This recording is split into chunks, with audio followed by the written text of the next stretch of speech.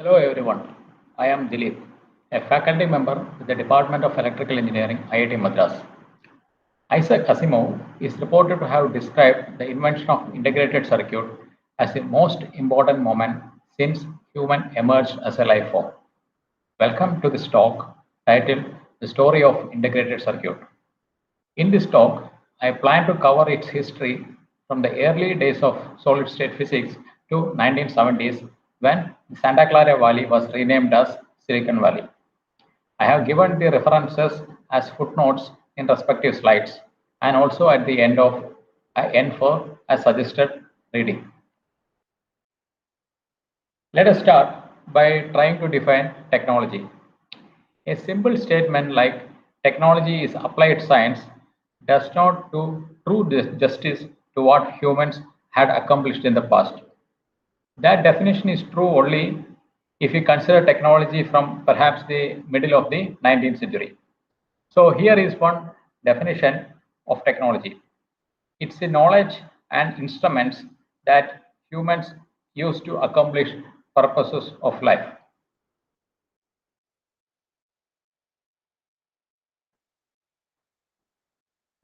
If one look at the Middle Ages, we can find suitable examples like spectacles, mechanical clock, printing press, etc. If we take the example of spectacles, our ancestors had developed them by trial and error, even before a theory of optics was fully developed.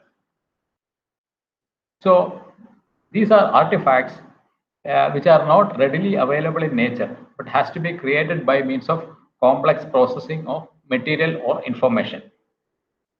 It is true that we have been doing material transformation for a long time. However, the material transformation in the past has come from craftsman's observation without any proper theory or philosophy.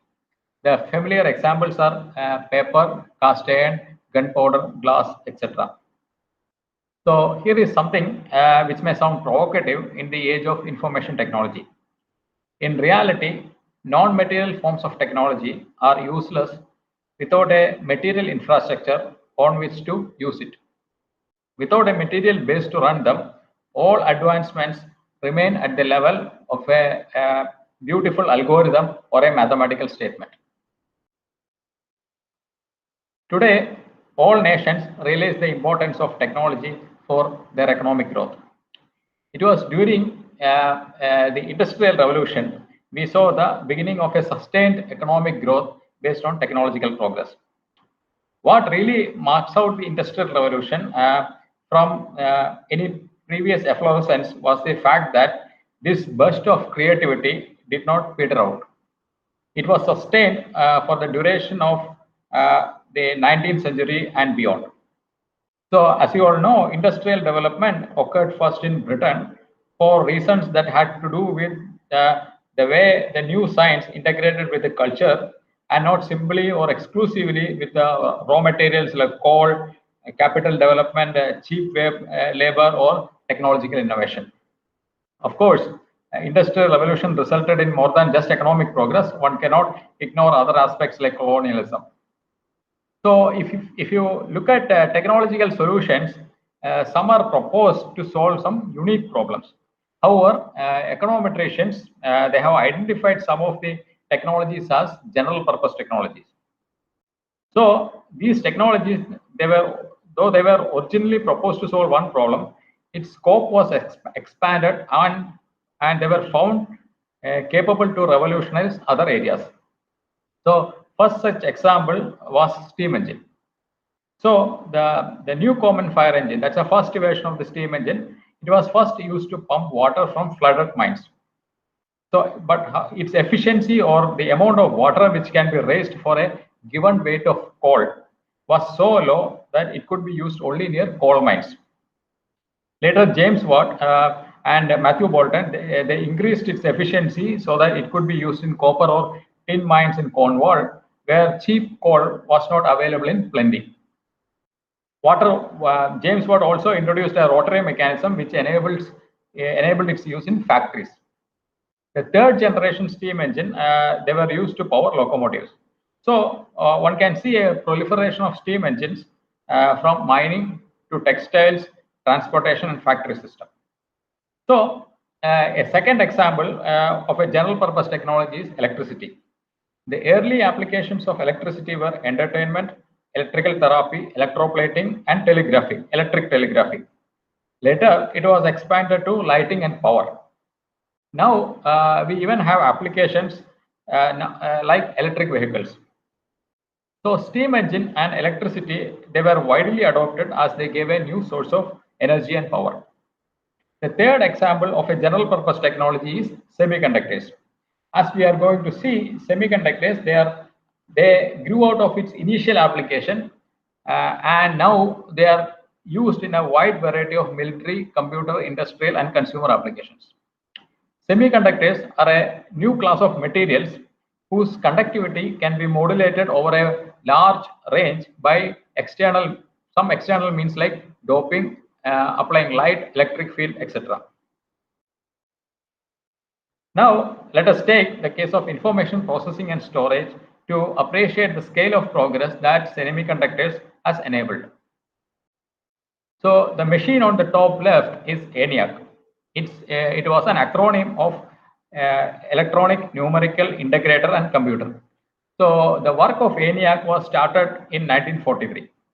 When it was finally made, it had around 18,000 vacuum tubes and 90,000 passive elements. It needed an area of 1,800 square feet and also it required 140 kilowatt of power. So let's see what it could do. It could execute up to 5,000 additions per second or a multiplication in 3 milliseconds. So the original purpose of ENIAC was to create artillery firing tables.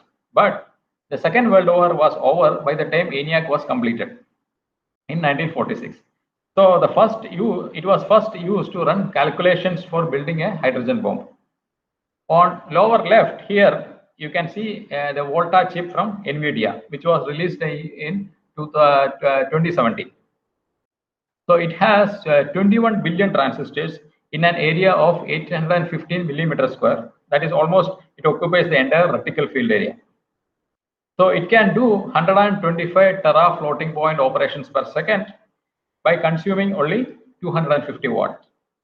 So one can see orders of improvement in performance, size, and power. Coming to information storage, here on the top right, you can see a 1956 IBM hard disk drive which had a capacity of 5 megabyte. You can gauge the size and the weight of this hard disk by counting the number of people who are needed to move it. So here on lower right, you can see a 30 terabyte solid state external hard drive from Samsung, which one can hold in his or her palm.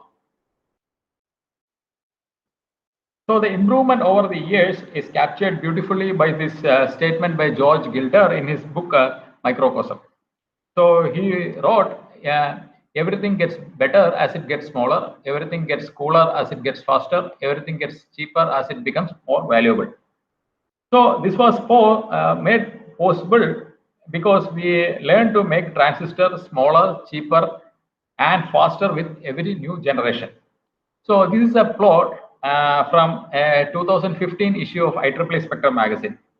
So it shows the number of transistors made worldwide every year on the left y-axis, and the price of a single transistor in a billionth of a dollar on the right y-axis. So if one has the ability to count each and every transistor on every integrated circuit, it comes to around 10 to the power of 22 transistors per year. So the transistors are actually the most abundant man-made objects on planet Earth. So here is an example to visualize the scale of this number. You might have heard about this, the story of a wise man who went to play chess with a king. So the king agreed that if he lost, he would put one rice grain on the first square, two rice grains on the second square, four on the third square, like that. He agreed to fill all the chess the entire chessboard in a geometric fashion. Only when he lost, the king realized that even if he had brought the entire rice stock of the country, he would not be able to fulfill his promise. So if you do the math, the number of rice grains comes to around required to fill this chessboard comes to around 1.8 into 10 to the power of 19. So this number is actually higher than the annual worldwide rice production. But we can see that this promise could have been fulfilled if a present-day king agreed to fill the chessboard with transistors. So you may wonder what the world is doing with all these transistors.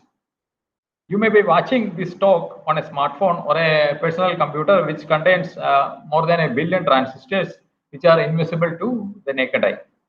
So here is an amusing cartoon from Exceed which shows the evolution of the uses of cell phone in the past as well as perhaps possibly in the future. So if you look at the use of cell phone, we now use a cell phone for making calls, use as a GPS to watch movies, to read books, to take pictures, to browse internet, to listen music, etc. So this was all possible because circuit designers they have been using these transistors in a clever manner to increase the functionality of our gadgets. So modern day semiconductor manufacturing, which is the technology to make all these small transistors, this is the most sophisticated and unforgiving high volume production technology that has ever been practiced successfully. Suppose if one had the ability to shrink and fly around the structures while being fabricated, he or she would have marveled at the architectural wonders of the microscopic world. So this entire fabrication process of suppose a microprocessor, it involves thousands of steps. For example, even if we had correctly performed, suppose let's assume the microprocessor requires 1,000 steps. So let's assume an engineer had correctly performed the 999 steps and only made a mistake in just one step. So even if he or she had just made a mistake 1 out of 1,000 steps, the device may fail. So that makes the entire process very unforgiving. So having given this introduction, let us now travel to the past to see when, where and how all this got started.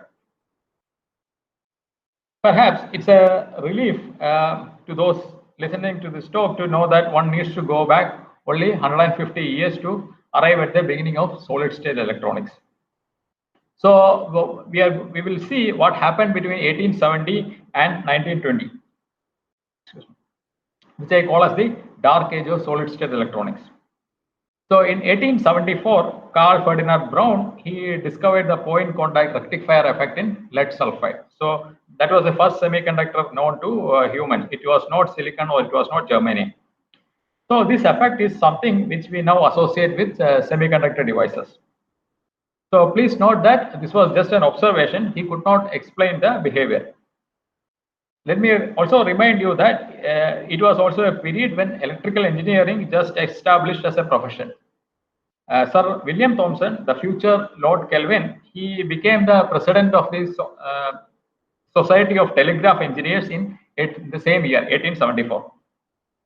In 1887, Hertz demonstrated the existence of electromagnetic waves, which was predicted by James Maxwell. In 1890, a French physicist, Edward Branly, he showed that if you take a glass tube and fill it with loose iron filings, so he observed that these iron filings cohere or coalesce under the influence of an electromagnetic wave, and it shows a reduction in resistance. So if you take a galvanometer, you put in series with a coherer and a battery, it can detect the presence of an electromagnetic wave. The main disadvantage of this coherer was that it had to be regularly tapped to separate the filings before you can detect the next wave. So in Oliver Lodge, another famous physicist, he added something known as a trembler to this basic design, so which could shoot the filings between the waves. So Lodge's device was first demonstrated before the Royal Institution in 1894. So this actually became the first standard detector for early wireless telegraph receivers. In 1895, Jagdish Chandra Bose he gave the first public demonstration of wireless using microwaves. So the wavelength which Bose used was 6 millimeter compared to 66 centimeter used by Hertz. Bose also made an improved iron mercury autocoherent, which was reported in the 1899 proceedings of the Royal Society. So here you have an IV plot is shown. So it's a comparison between an ideal diode and a reconstructed Bose detector. So here you can see the Bose detector. It is not quite same as an ideal diode, but it has some kind of a non-linear characteristics. However, both Lodge and Bose, they were not interested in taking any patents, and their work was mostly a demonstration of signaling using electromagnetic waves. The person who really saw the potential of electromagnetic waves that it could be used to free telegraphy from the constraints of wires was Guglielmo Marconi. So one could see the miraculous appearance or reappearance of Bose detector in Marconi's work.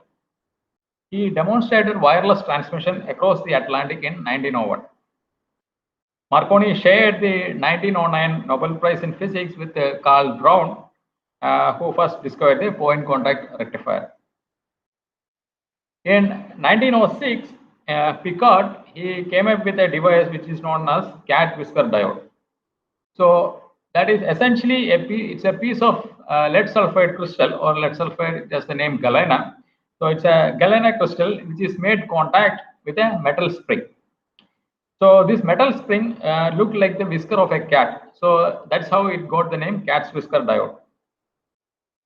So the metal, so here you have a metal semiconductor junction that produces the rectification effect.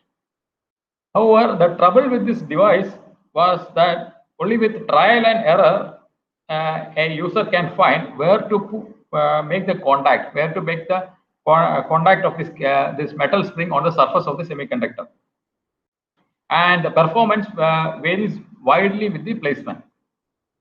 So the common thing with all these devices which we saw was that their operation was not well understood. They suffer from poor reliability, and most importantly, nobody can design a device for a given specification. This is very important if one wants to build circuits using these devices. The first decade of the 20th century also saw the arrival of vacuum tubes. The vacuum tubes were widely adopted because its operation and design were well understood. Compared to a crystal diode, a triode can be used as an amplifier or an oscillator. So the predictability of vacuum tubes, okay, it triumphed over the surface conditions of the crystal diode, which was very difficult to control and understand. So we saw that the semiconductors are now considered as a general purpose technology. But to understand the status of semiconductor, even in the mid 1920s, let's take a look at this quote. So let me read the quote. Okay, it reads: "The one should not work on semiconductors. That's a filthy mess. Who knows whether they really exist?" It was told by the famous theoretical physicist Wolfgang Pauli to Rudolf Peierls. We will see more about Rudolf Peierls. The 1920s also saw the development of quantum mechanics and quantum statistics. Some of the main contributors were Schrödinger, Heisenberg, Born, Pauli, Fermi, Dirac, Bose, Einstein, etc. This is considered as one of the greatest intellectual developments in the 20th century. Solids, if you look at the different states of matter, gas, liquids, and solids, the solids were truly the last frontier of matter. That is why, if you look at the history of science, we could see Robert Boyle's early work on gases in the 17th century, and Bernoulli could derive Boyle's law in the 18th century, treating gas molecules as billiard balls. On the other hand, if you take a gram of solid, okay, it has billions of free electrons, and they cannot be treated in classical manner like billiard balls in gases. That is because we cannot ignore the interatomic or intermolecular interactions in solids at room temperature. That is why a proper theory of solids has to wait until the development of quantum mechanics and quantum statistics. So electrons in crystalline solids, they see a periodic potential well.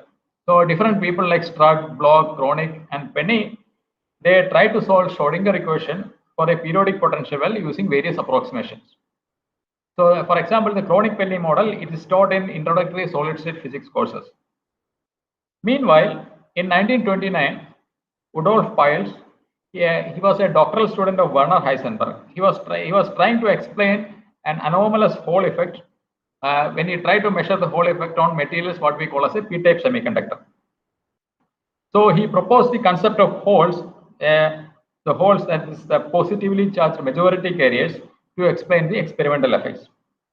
I haven't seen the name of Rudolf Piles on any introductory semiconductor devices book as the person who introduced the concept of holes. So here you have the picture. So here is Werner Heisenberg, and this person who is sitting to the right of Heisenberg is Rudolf Piles. In 1931, this person, Alan Wilson at Oxford, he explained the difference in the electrical conductivity of metals, semiconductors, and insulators using the concept of band gap.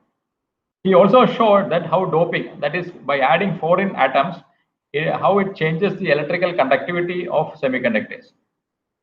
So once the basic theory of solids and semiconductors was developed, three people, Neville Mott, Walter Schottky, and Boris Davidoff, they developed the theory of rectification in 1938. So this last statement requires some explanation. The Second World War started in 1939. Before the Second World War, the German Air Force under Hermann Göring, it had a numerical superiority over the Royal Air Force by 4:1. Still, they lost the Battle of Britain. Similarly, the German submarine, the German U-boats could not win the Battle of Atlantic and cut the lifeline of Allies through the Atlantic. The firebombing over Germany and Japan was enabled by the fact that the Allied bombers, they could spot the targets at night and even when there was very heavy cloud cover. So in order to celebrate the technological factors behind all these battles and the impending Allied victory, Time magazine, it actually readied a cover for the August 1945 issue. That was about the microwave radar. But it was spoiled by the 2 atom bombs which were dropped on Japan. The atom bombs may have ended the war, but it was actually won by radar. So in the public imagination, the radar was completely overshadowed by the atom bomb.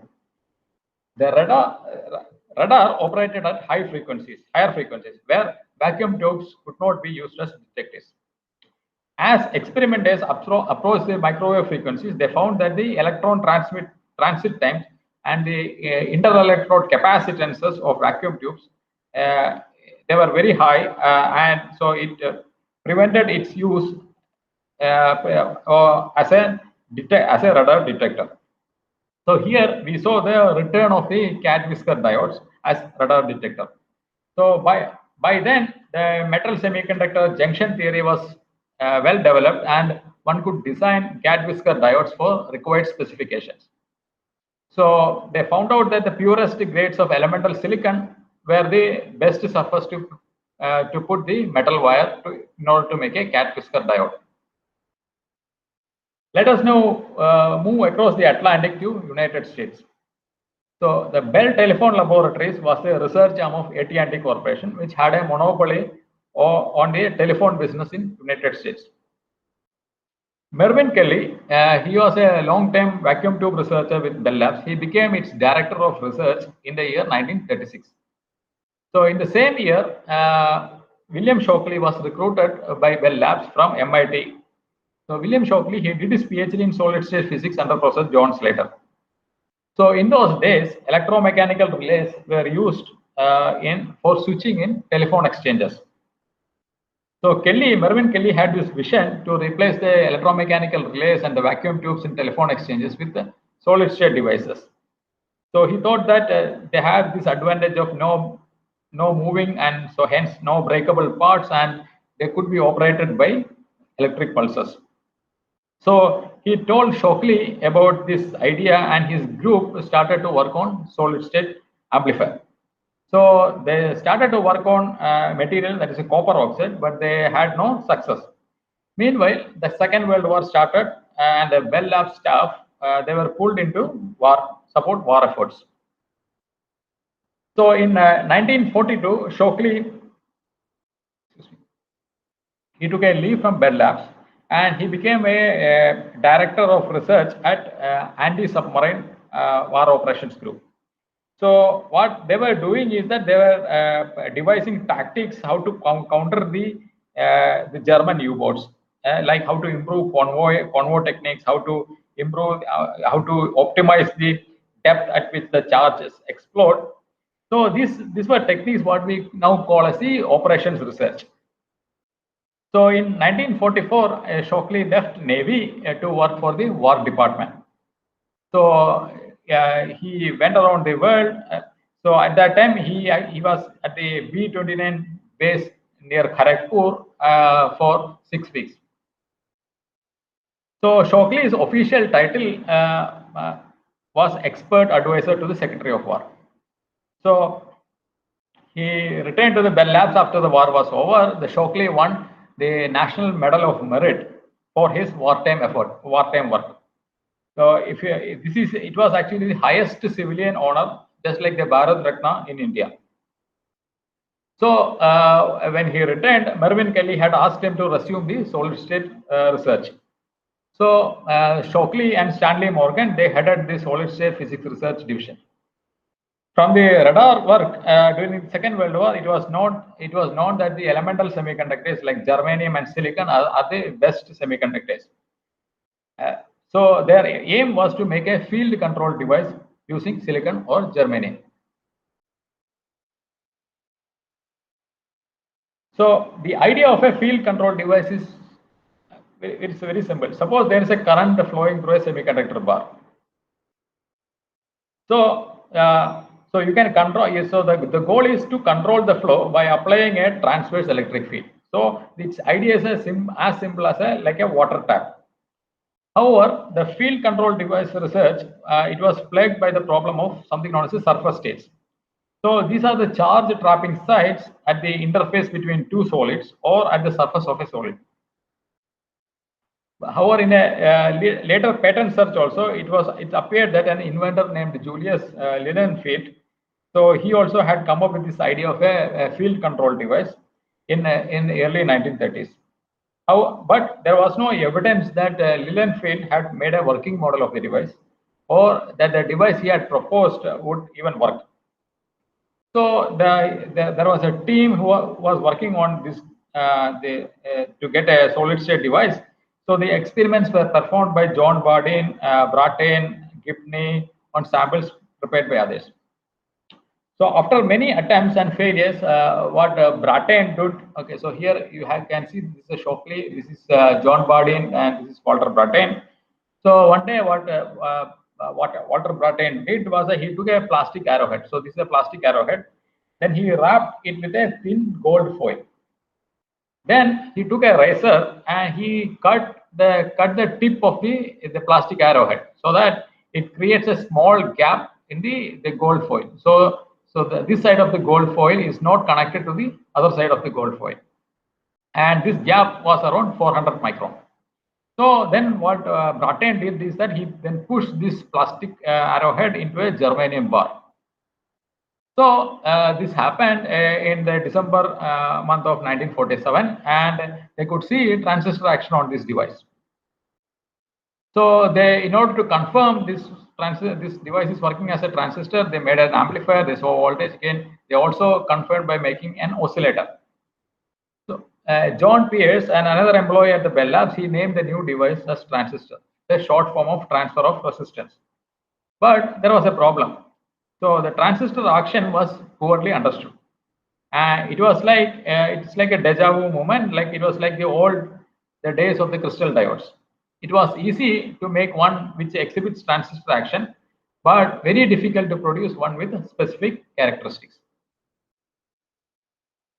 So the invention of point contact transistor created a dilemma for Shockley. So that is because he was neither listed as a contributor of the patent application. This was a patent, and nor as a co-author of the physical review article. However, there was an opportunity as this device, it's a very bad device, and its preparation, nobody know how this damn thing works. After he left New Jersey, where the Bell Labs was located, at the end of the Christmas week, and he went for an APS meeting in Chicago. So he was sitting alone in his hotel in Chicago, and in 2 days he came up with an idea. He thought very hard. So in 2 days he came up with an idea of a new transistor. Uh, So what he did was that he mailed those sheets back to Stanley Morgan, and he asked him to witness them, and also asked Bardeen to do the same. Later, these pages were rubber cemented to his lab notebook. By the end of January, he had come up with a theory and a design of a new transistor that looked completely different and functioned also completely different compared to the point contact transistor by Bardeen and Praten. So this new transistor, it was based on the concept of minority carrier injection using PN junctions, rather than metal contacts used in point contact transistors. So Shockley kept this design, this thing a secret for almost another month. So then he later returned to New Jersey, and during one of the meetings on how to improve the performance of the point contact transistor, he went to the blackboard and he proceeded to give a presentation to his group on this new theory and design. So the audience, they were amazed by the display of his brilliance, but they were also dumbstruck by another fact. So the Shockley was a manager of the team. But here he was competing against the people on his watch. So that was an unethical behavior. So unlike point contact transistor, unlike the junction transistor was not something you can easily make in a chemistry lab. So it was just a theoretical concept. However, in June 1948, Bell Labs filed a patent application for junction transistor. The Bell Labs management, they found the junction transistor as a manufacturable and reliable solution. So they asked Morgan Sparks, and they put him in charge of the fabrication. So the first junction transistor, it was fabricated in April 1949. Almost it took 1 year.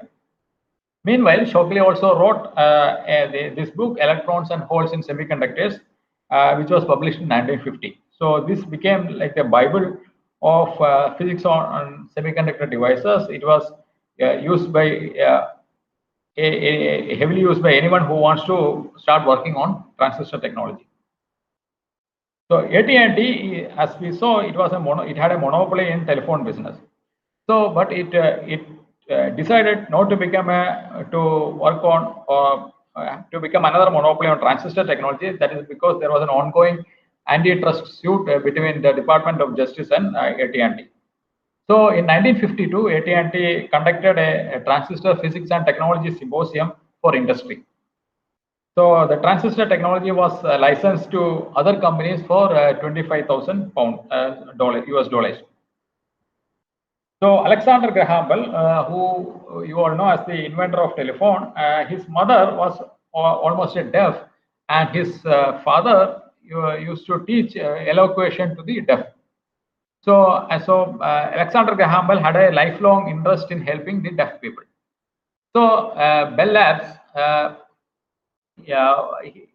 actually waived all transistor patent royalties to those companies who want to make hearing aids using transistor. So in 1952, hearing aid became the first consumer product using transistors, and this made the miniaturization of hearing aids possible. Later, Bell Labs also produced the first transistorized computer. Its name was Radic. So this was small and light compared to those made by vacuum tubes. So they could install this computer in a B-52 bomber for navigation and bombing purpose. So in those days, if you look at radio, it was considered as actually a furniture, as it was very heavy and it occupied a lot of space. So if you want to listen to radio, the family members, they used to sit around it to listen for music or news. The compact transistor radio, it was first made in 1954. It actually launched the portable electronic age. So this enabled people to take this instrument wherever they go. They could listen the news, listen music, all those things. In 1956, Nobel Prize in Physics was awarded to Shockley, Bardeen, and Brattain for the invention of transistor. So by mid 1950s, even before the Nobel Prize, Shockley knew that he was not going to promote it to higher management, right, of the Bell Labs. He was already at the director of the transistor research. So his other option was to work for Pentagon, where he was a consultant. So Shockley resigned and he went back to the West Coast. So he was originally from the Palo Alto area, and his mother still lived there. So this is the region. Okay, this is a map of Northern California near the San Francisco region. So he was from the Palo Alto here, and this region. Okay, so this is known as the what we now call as the Silicon Valley. So in those days, there was no Silicon Valley, and it was the name was the Valley of Heart's Delight. So it was well known for its apricot and prune orchards. So here you can see an advertisement of a product from that region. So Shockley, he with the help of Arnold Beckman, a Caltech professor and owner of Beckman Industry, he started Shockley Semiconductor Lab in 1956. Okay, so you can see the building here. This is the first semiconductor company in the area, which would later become Silicon Valley. So in those days, electronics industry was concentrated in the east coast of United States. So although Shockley tried to recruit people from Bell Labs because they knew about Shockley and nobody agreed to work with him. However, Shockley was a genius in spotting and recruiting talent. So based on reading publications and his conference visits, he recruited a dozen scientists who include, you will see the names, the Robert Noyce, Gordon Moore, Ja Hurney, etc. So only Robert Noyce had prior experience on germanium transistors while working at Philco. So Robert Noyce, he famously described what it was like an obscure young solid state physicist to receive a call from Shockley. So he told that it was like picking up the phone and talking to God. So the initial goal of the team was to manufacture diffused MESA transistors, which require two diffusions. So you have to keep in mind that no company was able to manufacture such transistors. However, there were two distractions for the team. The first one was the Nobel Prize for Shockley. So here you can see the team celebrating the news. So here Shockley is sitting here. Here you have Robert Noyce. Here you have Gordon Moore. Here you have Jay Last. So because of this thing, this Nobel Prize, Shockley had to take breaks during the first year of the newly started company. So Shockley was a very brilliant person. He was a very bad people manager. Shockley also became obsessed with a new device, the PNPN diode, which we now call as thyristor or a silicon control rectifier. So this device, it has a more complex physics compared to a simple junction transistor, and it requires three diffusions because it has three PN junctions, and it may have only a small market. Shockley also made employees to do psychological test, polygraph test if he suspect they were lying. So 8 of them left Shockley after 1 year and they started a new company. So We will see more about this group of 8 people in the next slide. So Shockley felt cheated. So had Sophocles, the great Greek playwright, if he had lived in the 20th century, he might have said about Shockley that he looked exactly like a hero straight out of one of his Greek tragedies. So the mid 1950s actually was the peak of Shockley's career. He stopped after that. He stopped recruiting Americans, and he instead started to recruit Europeans like Hans Koisser, with whom Shockley worked on the Shockley-Koisser efficiency limit of solar cells. Later, he sold his company to Clavate Corporation, and he joined Stanford as a professor in 1963. So there he became obsessed with. He started a new obsession, that was he obsessed with the relationship between intelligence and genetics. So he began exposing radical beliefs in public forums. Luckily, there was no Twitter or Facebook at that time. He thought that the major cause of blacks' intellectual and social deficits is genetic in origin, and he thought that it could not be remedied by doing any kind of policy changes or doing improvements in environment. So at Stanford, people stopped talking to him. He was shunned by the faculty, and he was abandoned by his old friends. He was even estranged from his children, and they came to know about Shockley's death from the newspaper. So here is the irony of Shockley's life. When Shockley was a kid, Louis Terman, Terman was a psychologist and professor at Stanford. He was a father of Frederick Terman, who later became the president of Stanford. So Louis Terman, he did some IQ test on children in the Palo Alto area, and he divided them into 2 groups. One group was he thought as gifted children, and second was the not so gifted children. So the interesting fact is that the 2 children among the not so gifted group, they got Nobel Prize in physics. One was William Shockley, other was Luis Alvarez, the great experimental physicist.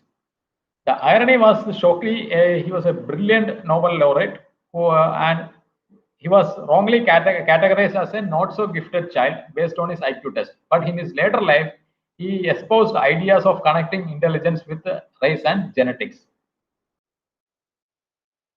Now let us go back to the story of the traitorous 8. Okay, so the 8 people who had left Shockley Semiconductor. So here is a group photo of them. 6 of them had PhDs.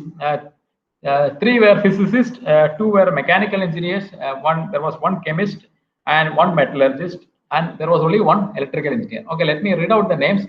Okay, so sitting here on the front. Okay, so this is Ja Herney, this is Robert Noyce, Jay Last, this is Sheldon Roberts, and from here Julius Blank, Victor Greenwich. Victor Greenwich was the only electrical engineer in that group. Then Eugene Kleiner, and this is Gordon Moore. So this was a time when there were no venture capital firms. So Eugene Kleiner's father had some connections with a New York firm, Hayden Stone, and Hayden Stone agreed to act as facilitators for whatever the plan this 8 had. So 2 men, one of them was Arthur Rock. They flew to California and to meet this group of 8 people.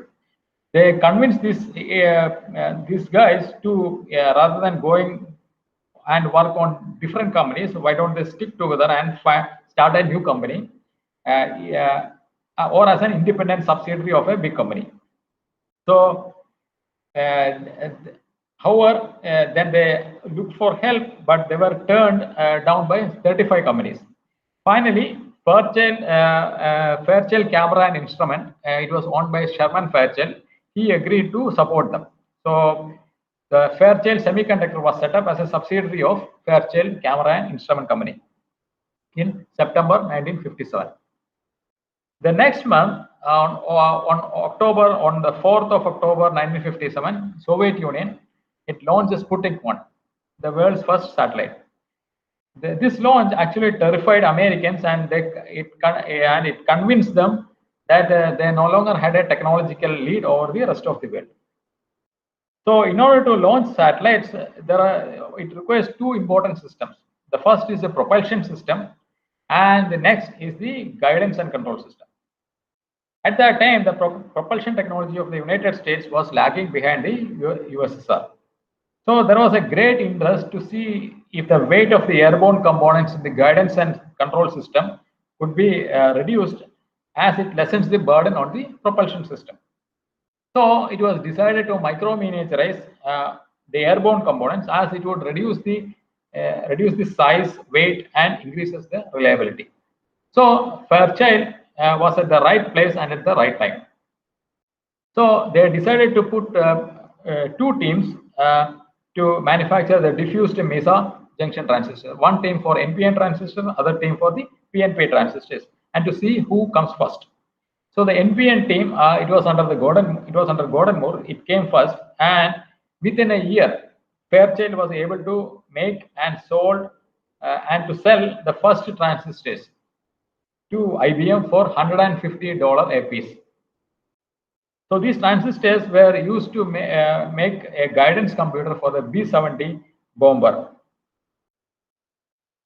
So Fairchild was the first company with the diffuse MESA transistors. So due to its success, other defense subcontractors like Autonetics, they also considered them for another project. So this project was the first Minuteman intercontinental ballistic missile. However, the MESA transistor, it could not pass the stringent reliability requirements of the ICBM project. For example, there's this reliability parameter, it's a mean time between the failures. So the Minuteman team wanted a MTBF of 7,000 hours. And when they tested the MTBF of the MESA transistors, it only had 70 hours. And also, it was also found that if you take a packaged MESA transistor and if you tap on it, the device may fail. So the solution to this problem was the planar process by Shaw-Hurney. So here is a cross section of the MESA transistor. So this transistor is called a MESA because it looks like a MESA, which is an isolated flat-topped elevated region in the American Southwest. Okay, it's like a small plateau. And so here you can see the emitter is here, you have the base and you have the collector. So if you look at this is the depletion region and this is the depletion region.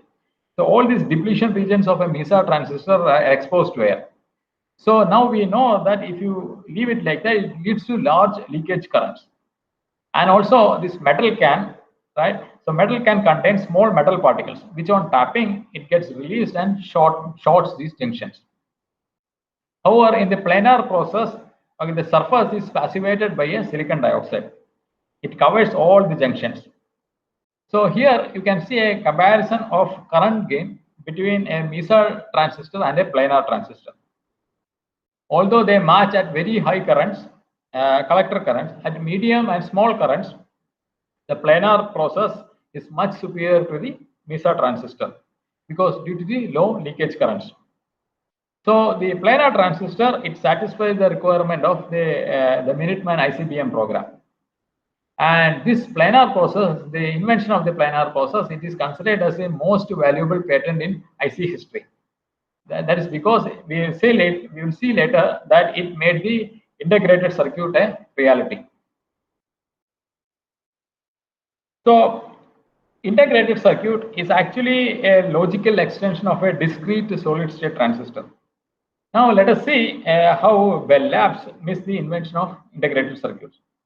Remember, Bell Labs was where the transistor was invented, and it's also a home to 6 other Nobel Prize in physics. The credit for first introducing the concept of an IC, it goes to a British radar engineer, Geoffrey Dummer. He proposed this idea in a 1952 symposium at Washington, D.C. However, at that time there was no funding, and also it was at a time when the manufacturing of the first silicon transistors has just started. So if you want to make an IC, there are two approaches. The first approach is to you create all substructures in a one solid block and you interconnect them to realize a complex function.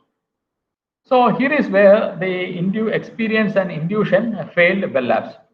So it was termed as the Jack Morton's tyranny of numbers. Jack Morton was the vice president of Bell Labs.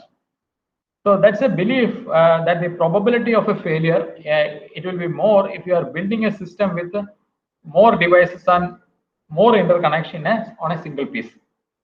So here they have an argument. So suppose the yield of making a single transistor is 90%. Then they thought that the yield of producing an IC with the 10 transistors is like a 0.9. Let's say 90%, 0.9 to the power 10. So that is around 35%. So using this argument, if you try to build an IC with a billion or million or billion transistors, it would never be functional because the probability is very, very low. So as you can see, there is a fault in the argument because it treated all the transistors on an IC as independent. So Bell Labs, it tried to pursue another approach to invent something known as functional devices, which can directly perform complex functions. So for example, a complex function like addition or multiplication. For example, we have now like full adder. It uses many gates and each gate requires many transistors. So the approach of the Bell Labs was to invent new devices which can directly perform addition or multiplication. They didn't succeed in that, and please note that this idea of functional devices is not something entirely crazy. For example, we have an SRAM cell. It can store one bit of information using 6 transistors. Similarly, we have a 1 transistor flash memory cell. It can also store a bit. So if you recall the original vision of the Mervyn Kelly, it was to replace the electromechanical relays and the vacuum tubes in the telephone exchanges with solid state devices.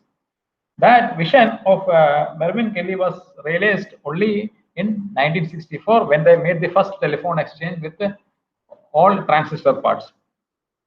So here is an important lesson here that complex systems with a very long development time and long life expectancy, they would usually take more time to pass qualification and testing. So hence one should not use such complex systems as the first product to check the viability of a new technology. Now let us go back to the first approach of making an IC, that is to make all components in a single solid block, interconnect them and realize the complex function. So in order to realize an IC, one has to solve 3 problems. They are integration, isolation and interconnection. The most famous one who first came close to solve this problem was Jack Kilby at Texas Instruments. So Kilby in 1958, he made an oscillator using components made on different germanium mesa, and then he interconnected them using soldered wires. So his main contribution was to show all elements can be made with germanium compatible materials. However, he did not solve the problem of isolation and interconnection. So TI, Texas Instruments, made and sold these devices under the name of solid circuits till 1962. So here you can see an example of a TA product. It's a multi-vibrator. So here you can see these are the different components. They are physically separated, and one has to connect them using these flying wires. So this method can be used only for common collector designs. That is because in a MESA type of technology, the collector is a substrate, and that is shared among all the components. And also it can be used only to make a solid circuit with less than 10 components. So the problem is that if you increase the number of components, okay, you have all these wires going around, okay, it may lead to short circuit. So in 1959, soon after the invention of the planar process by Shaw Horney, Robert Noyce, he used the existing concept of diffusion, oxide masking, lithography, planarization, junction isolation, and metallization to create the patent of a monolithic IC. So So here you can see this diagram is from the patent application of Robert Noyce. So this is, if you take a modern day IC and if you take a cross section, okay, you will see structures like this one. So Fairchild, it put a team under J Last to work on this one, and they created the first monolithic IC. There's you can see this is a flip flop in 1961. So all the ICs which exist in market today, even those made by Texas Instruments, they are based on Robert Noyce's idea. Even though Kilby filed his patent a few months before Robert Noyce, Robert Noyce was first awarded the patent. Texas Instruments in those days was very notorious for its legal department. So they fought with Fairchild for many years on the priority claim. Finally, both companies agreed that they would grant the other the license, but they also further decided that any other company which wanted to build integrated circuits would need to negotiate the license separately from Texas Instruments and Fairchild. So Jack Kilby was awarded the Nobel Prize in 2000. Unfortunately, Robert Noyce died in 1990 at the age of 62. So truly, it was the second Nobel Prize which Noyce had missed. So Robert Noyce, while working under Shockley, he once came up with the idea of tunnel diode. At that time, Shockley didn't show any interest on that idea. Then Leo Isaki from Sony Corporation, he published the same thing more than a year later, and he won the Nobel Prize in 1973. So if I were asked, I would have nominated Kilby, Shahorny, and Noyce for the Nobel Prize for integrated circuit. So it's often seen in the history of technology that well-managed companies often fail to take advantage of revolutionary innovation. So this happened, and there are plenty of examples, and it happened to Fairchild, and here the innovation was integrated circuit. So there were three reasons behind its lack of enthusiasm to market integrated circuit. The first reason was Fairchild was one of the top 3 semiconductor suppliers at that time. So the discrete transistors formed a large share of its revenue. So the sales team and the management didn't push for the marketization of IC on the fear of cannibalizing the sales of existing products. That's a discrete transistor.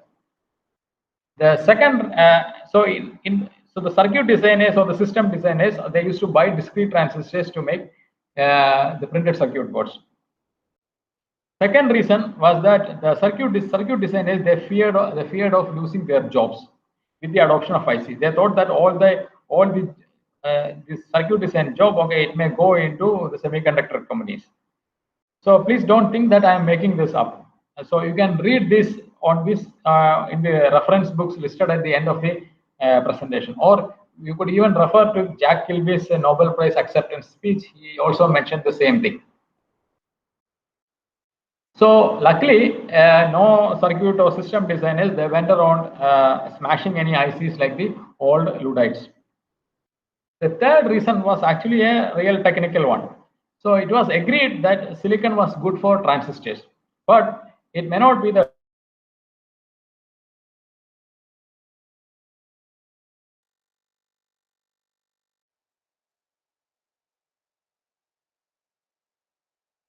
components made of the best material for each purpose. That freedom is lost in the migration to the monolithic world. So some of the Fairchild employees like J. Last and Shahorny, among the original founding traitors 8, they felt that the upper management, okay, that is Gordon Moore and Robert Noyce, they were not sympathetic to the cause of integrated circuit. So they left and formed or joined companies like Amelco, Teledyne, and Signetics, etc. So Signetics was the first company who decided to sell only integrated circuit, that is no discrete transistors. So, but there was a problem that there were only 2 customers for ICs, as the ICs were quite expensive in those days. So the TI was contracted to supply integrated circuits for the second Minuteman missile program. and Fairchild was contracted to supply ICs for the Apollo guidance computer. So in 1963, Department of Defense, it released a memo to use ICs in system design beyond these two programs. There was also another complication. So most of the transistors were used for some kind of digital application. So one could realize the same digital functions using different logic families. RTL was first proposed by Fairchild, DTL was proposed by Signetics, and TTL was proposed by Texas Instruments. So it was not clear which is the best one. So this caused a confusion in the early circuit designers. So then at that time, Fairchild management under Robert Noyce, they realized that they are losing the IC market. So Noyce in 1964 decided to slash the price of ICs, slash the price and dump the market with ICs. So this was something, the Fairchild was a large corporation, so this was something which was very difficult to follow for a newcomer like Signetics. Also, in those days, the ICs had a flat package. So here you can see an RCA integrated circuits. Okay, these are called flat packs. So in 1964, Fairchild engineers they came up with the idea of a dual inline package. So this is what we normally see, and you might have used in PCB or breadboard. So in 1965, the Fairchild engineers came up with this DIP package, which reduced the assembly cost by a factor of 4. After that, it became cheaper to use ICs to build systems than assembling using individual discrete components. Also, companies like Fairchild and National Semiconductor, they created application notes, held seminars, and they employed field engineers to visit potential customers and open new areas. So over the years, the share of military in IC consumption, we saw that earlier there were two customers. Okay, both went into aerospace market.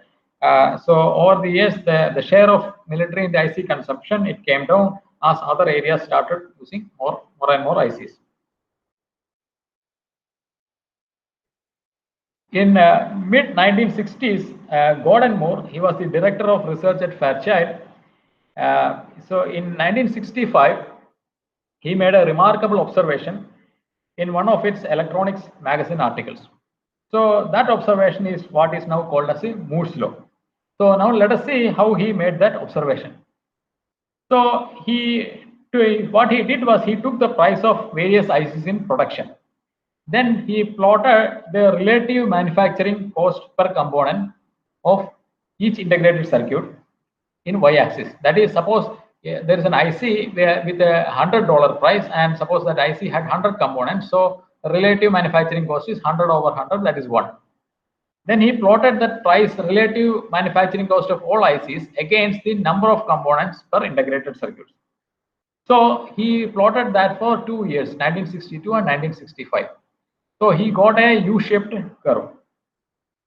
So it can be explained. So when the number of components is low, the relative cost is high because it is dominated by the package. And similarly, when the number of components is large, the cost is again high because your IC has a poor yield. So what he did was he took the number of components for which the cost is minima, that is this point and this point. Then he plotted it against the year of production. So he took these minimum points and he took the year of production and he plotted them in a semi-log plot. So it showed a straight line. So this was the first plot on Moore's law. So it showed the number of components or the density doubles in every year. So Moore later revisited this plot in 1975, and it was updated that the density doubles in every 2 years. So the Moore's law is actually not a scientific law like Newton's law. It was actually an empirical observations which could be explained using economics. Actually, it's a trade-off, as we saw, it's a trade-off between packaging and yield. However, the Moore's law, it became a self-fulfilling prophecy for the semiconductor companies. If one company decides not to increase the density, there are many other competitors who are willing to do to get a share of the market. So in reality, the Moore's law was sustained by human ingenuity and hard work of thousands of engineers. So all the transistors which were manufactured in those days were bipolar junction transistors.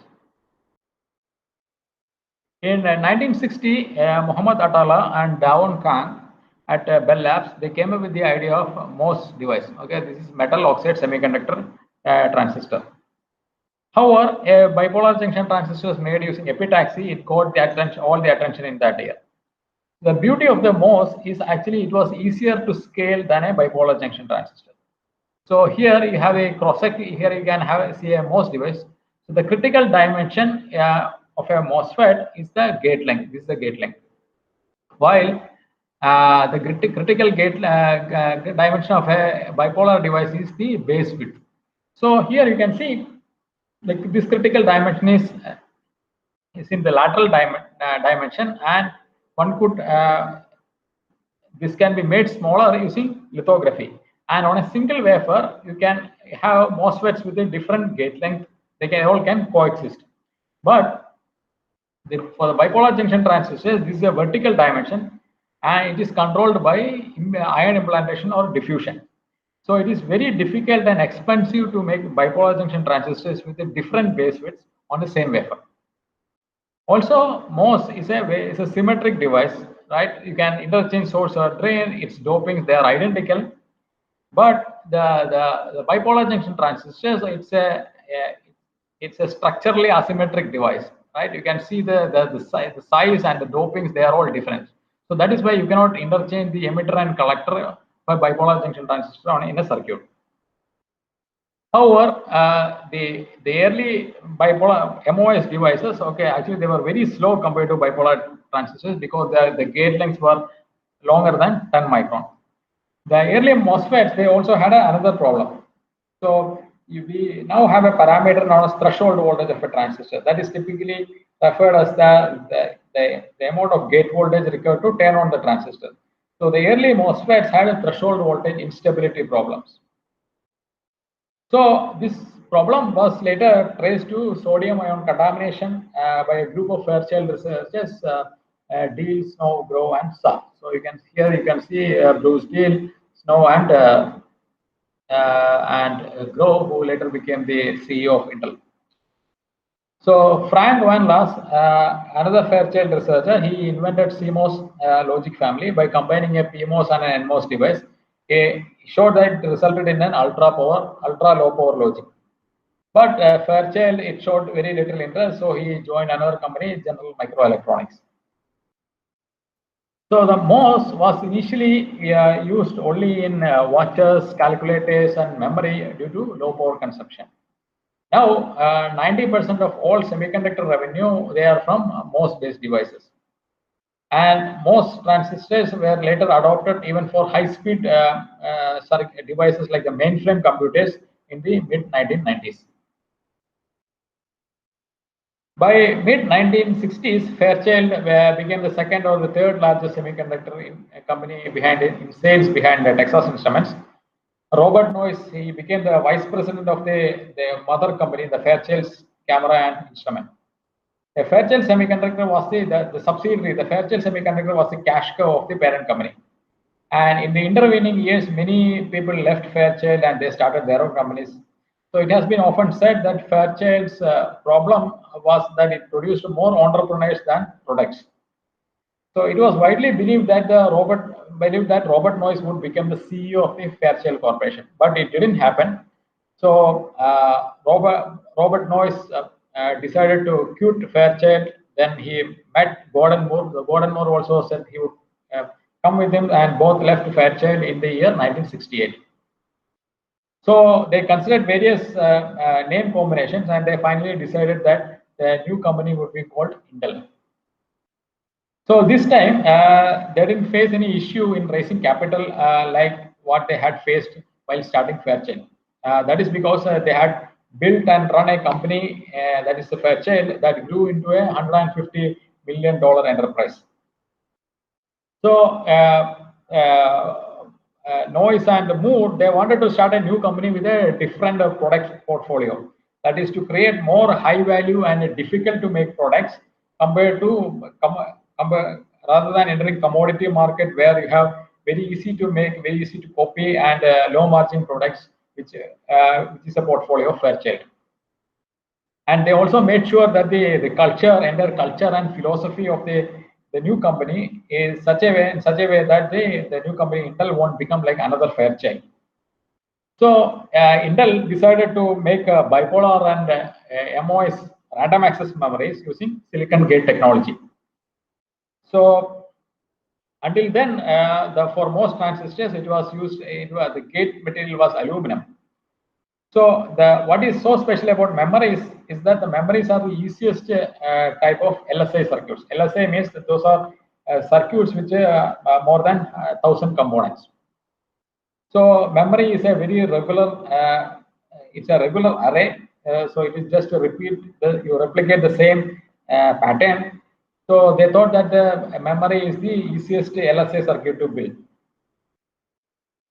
So in those days, the computer memory was based on Faraday core. So it was from here the error message, like the core dumped, which I'm sure all of you might have got at some point of time, it originated.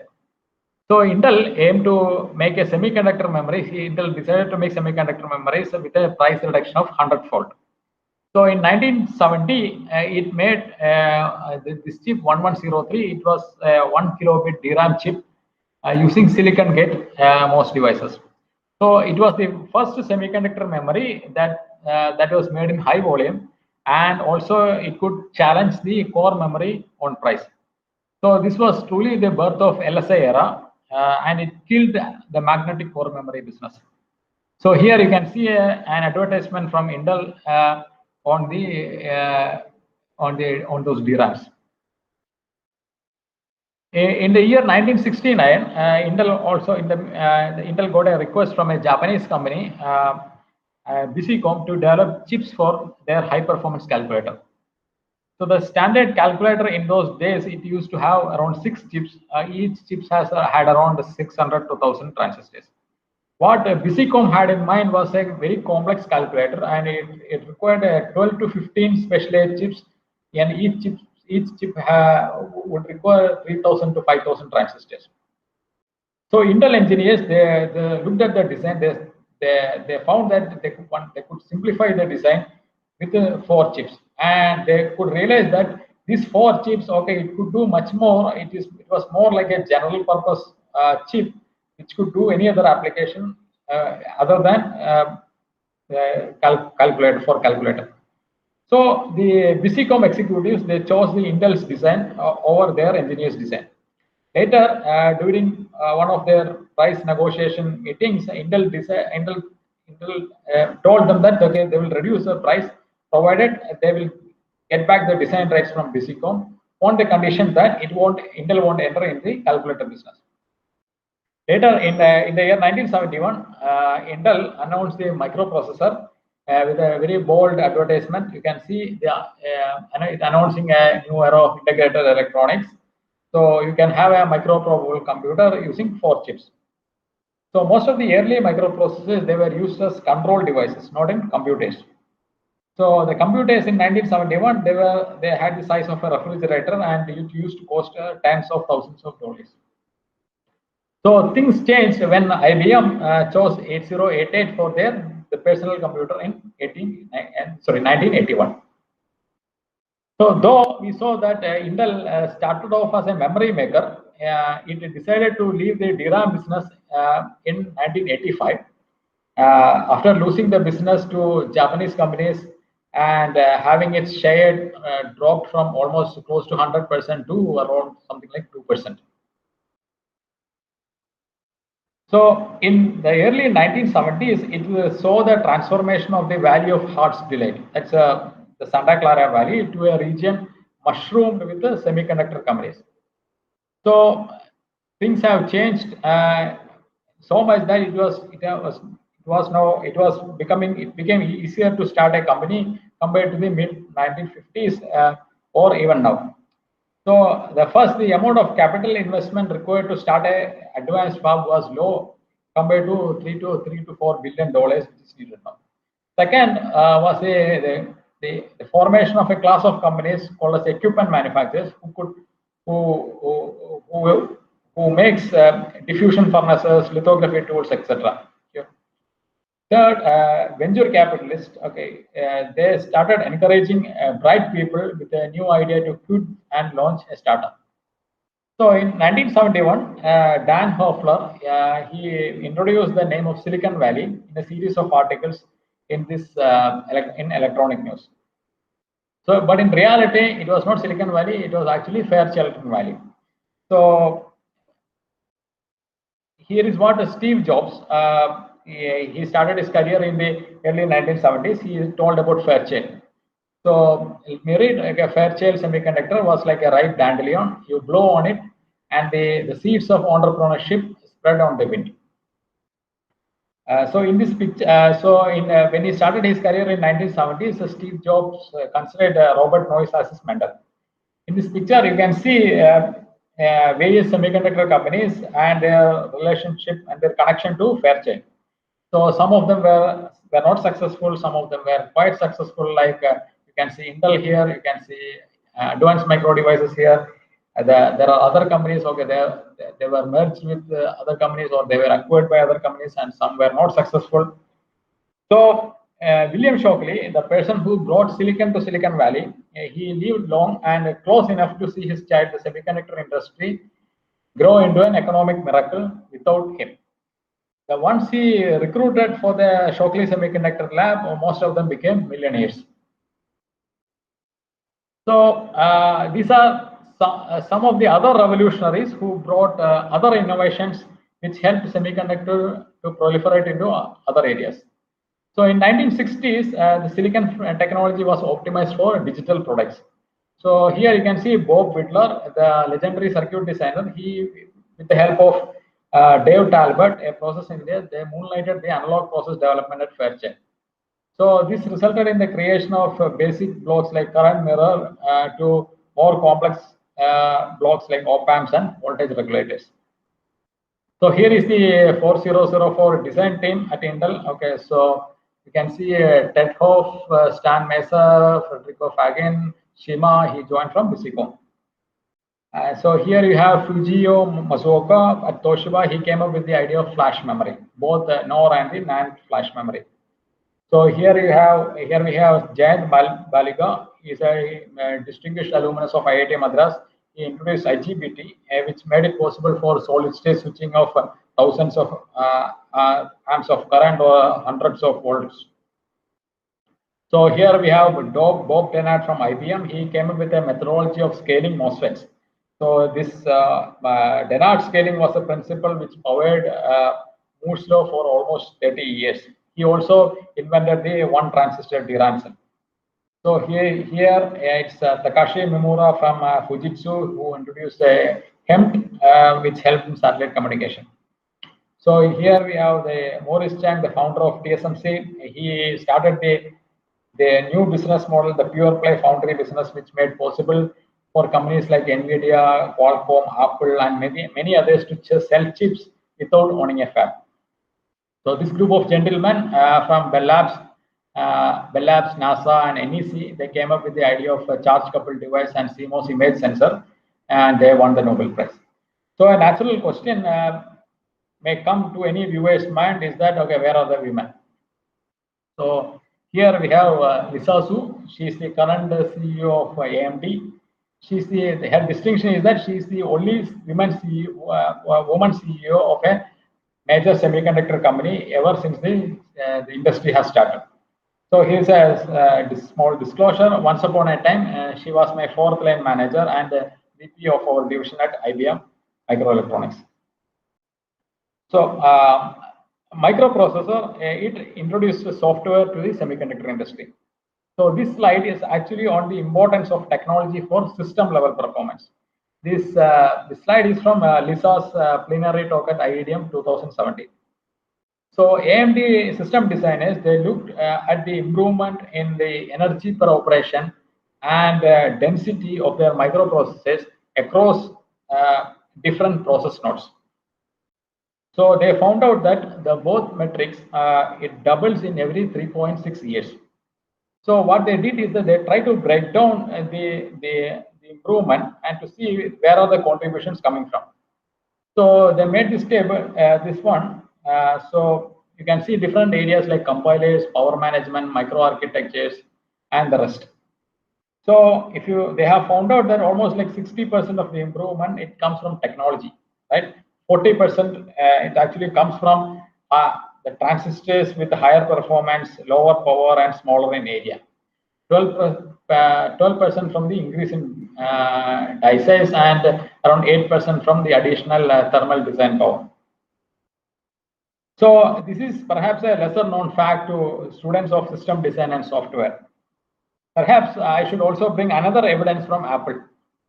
So every new iPhone model, starting from iPhone 4, it used a new processor which was designed and manufactured on a new process node. So here you can see iPhone 4 was designed using Samsung's 45 nanometer node technology. iPhone 5 it switched to Samsung's 32 nanometer node. iPhone 6 was based on TSMC 28 nanometer technology. iPhone 7 TSMC 16 nanometer. iPhone 8 was TSMC 10 nanometer technology. So the improvement one can get by jumping a process node,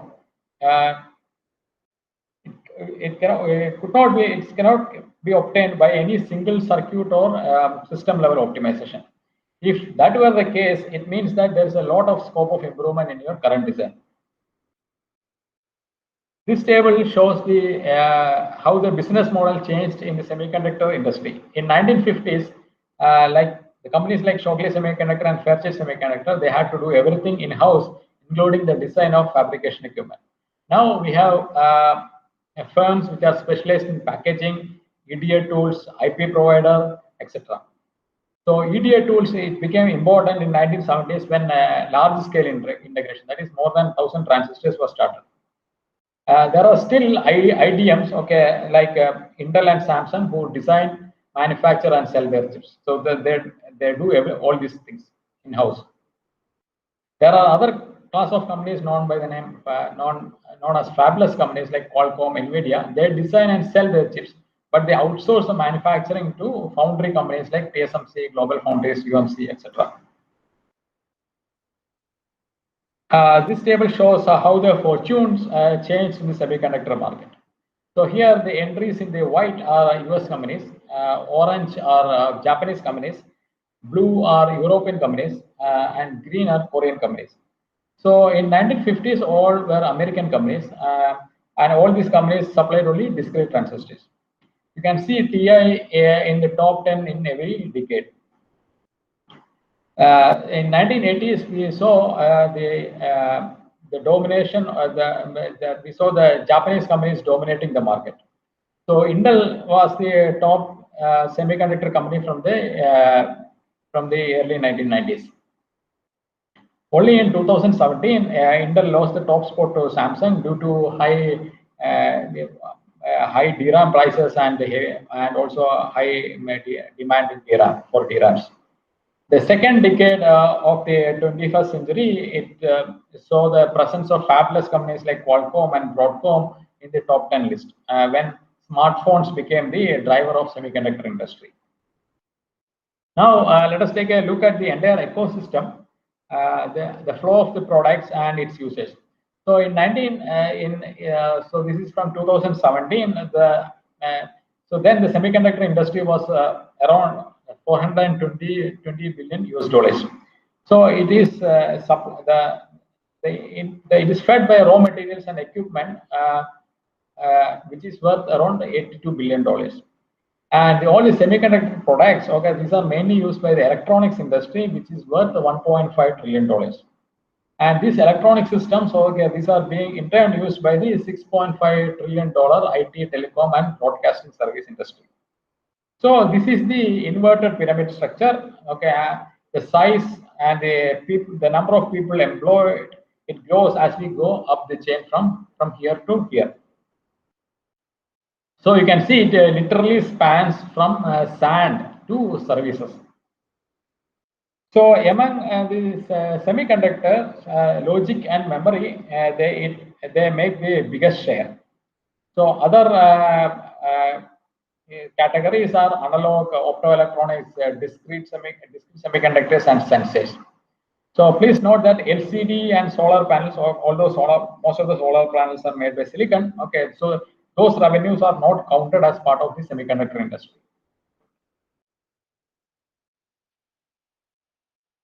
So coming to these revenues, the 98% of the revenue comes from silicon-based devices, and 95% comes from integrated circuits, and 90% from MOS devices.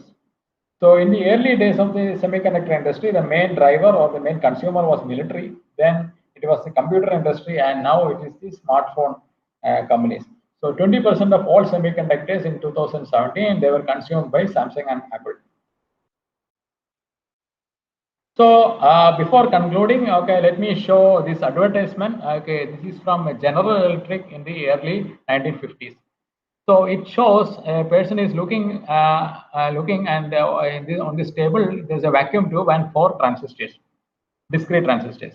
So their price is shown. The vacuum tube costs $1.15, and the transistor is $2 a piece. So so this customer, okay, is asked why he or she should pay a high price and opt for transistors. Okay, and so for why should he or she opt for miniaturization?